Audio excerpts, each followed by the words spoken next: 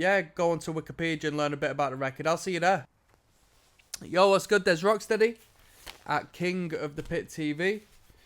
We just listened to Sepultura. In particular, it was the Arise record. It was recommended on Patreon through Philo. Thank you very much, my man.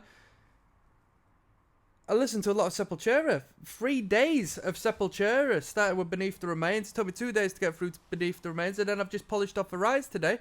So I've had plenty of Sepultura-infused thrash metal put into my ear holes as of recent. This was better than Beneath the Remains. I preferred this. This was more my cup of tea. I don't mind speed. I don't mind thrash. I'm a punk rock fan, so I don't mind high-intensity, fast music. But when that's spanned over 6 minutes a time, over 10 tracks, it becomes problematic. They really broke it down better on this record. 10 tracks we had, disregarding the bonus material.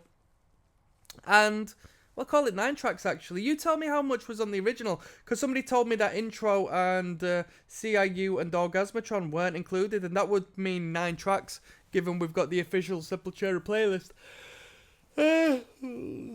So, with that being said, more composure within the material we're being given, more twists and turns, more tempo changes, and generally speaking, more of a mid-tempo, more of a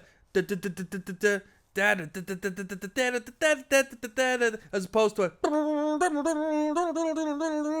you know what I mean? We did return back to the fast thrash bits from time to time, but it wasn't that often, and I preferred them whilst they were chugging away, plugging away. It gave them more room to sort of broaden the spectrum of what ideas they could give me, instead of just having to focus on playing fast and intense all the time, which was, it would be good to me, younger. Nowadays, I need something special. I've heard so much metal, man. So this was a better record. Production-wise, it was good. I'd argue that Beneath the Remains was produced better, although this wasn't a bad production. The guitar work was good, the drumming was good. Bass had its moments to shine. I preferred the vocal than any Sepultura I've heard as of so far. The vocal's really good. Great vocal approach. Great oomph to the vocal line. Did I have any favourite songs? No. Was it all well composed? Yes. You know what? Dead Embryonic Cells might have been my favourite, in hindsight. We had 2 music videos to this. Very good. Cool looking band.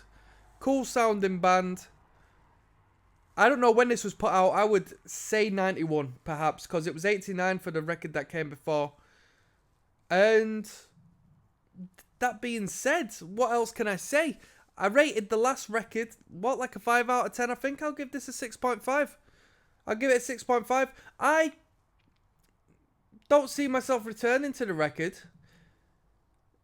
because it's very, you know, you're going to fall out with me when I say traditional thrash. It is quite traditional in a sense. I know you say it's death thrash and all this and that. It's very good thrash metal, alright? But I need a bit more punk, which this record has, but not to the degree as to where it's crossover. I like crossover thrash, me. If I'm going to listen to thrash metal, I'm going to listen to crossover. So considering I'm not necessarily going to return, that's what I'm going to have to put forward. But we've got some fun coming up, because there's a couple of tunes on KSAD I actually go to the gym and train to, and I think are fantastic.